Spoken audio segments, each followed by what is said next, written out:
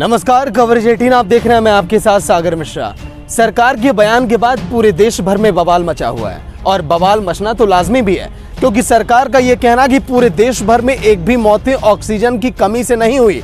राज्य सरकारों ने आंकड़ा ही नहीं पेश किया। लेकिन सवाल यह कि क्या अगर हर्षवर्धन जी को हटाया गया जो स्वास्थ्य मंत्री थे, तो क्या मांडविया जी को यही जिम्मेदारी दी गई कि आप कैसे सदन के अंदर आप झूठ बोलेंगे, सरकार की नाकामियों को आप छिपाएंगे? क्योंकि इस वक्त वो तमाम तस्वीरें चीख चीख कर ये गवाही देती हैं कि सरकार ने किस तरह से सफेद झूठ बोला। सरकार का ये कहना कि पूरे देश भर में कहीं पर भी ऑक्सीजन की किल्लत नहीं दिखाई दी, वो बातें, वो हकीकत हम आप सभी जानते हैं। ये ऐसा पहली बार नहीं है देश के अंदर। वो दौर भी आपको याद होगा जब पलायन हुआ था मजदूरों का पिछले कोरोना काल में, जब सरकार ने सदन के अंदर ये कह दिया था साफ तौर पर कि मजदूरों जिन्होंने पलायन किया उनका आंकड़ा हमारे पास मौजूद नहीं है। कितने मजदूरों की मौत हुई इसका आंकड़ा सरकार के पास नहीं है। सोचिए आप, इस तरह के जवाब क्या आम जनता संतुष्ट होगी इनसे?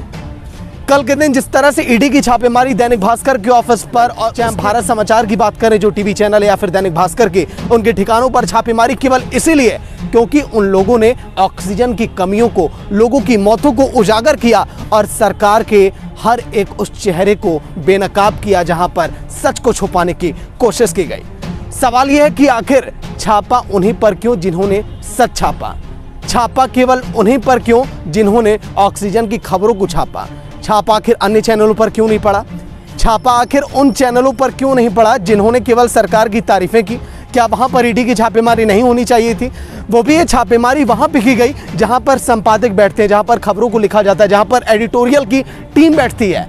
ये छापेमारी वहां क्यों नहीं की गई जहां पर सभी कागजात रहते हैं, जहां से ये पूरा ब्यौरा पता चल सके कि आखिर कितना लेन देन, कहां से कितने पैसे आ रहे हैं, इसकी पूरी जानकारी इकट्ठा की जा सके? सवाल ये भी है कि आखिर उन पत्रकारों को रोका क्यों गया खबरों को लिखने से? 1-2 घंटे तक वो अंदर बंद रहे, जिनकी शिफ्टें खत्म हो गई वो वहीं पर वो अंदर ही खड़े रहे। आखिर इस तरह के कर्तव्य से, इस तरह के कामों से सरकार का चेहरा, सरकार का चरित्र पूरे देश में और भी धूमिल हो रहा है।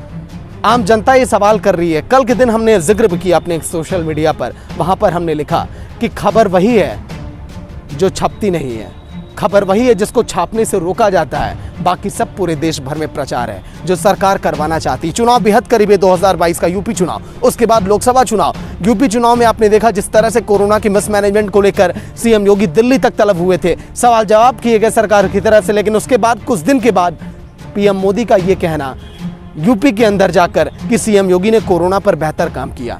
कुछ दिन पहले जो पीएम नरेंद्र मोदी ये कह रहे थे कि यूपी में बेहतर काम नहीं किया गया, कोरोना को लेकर स्वास्थ्य सेवाएं बेहतर नहीं रही, फिर आखिर अचानक ऐसा क्यों हो गया? सवाल कई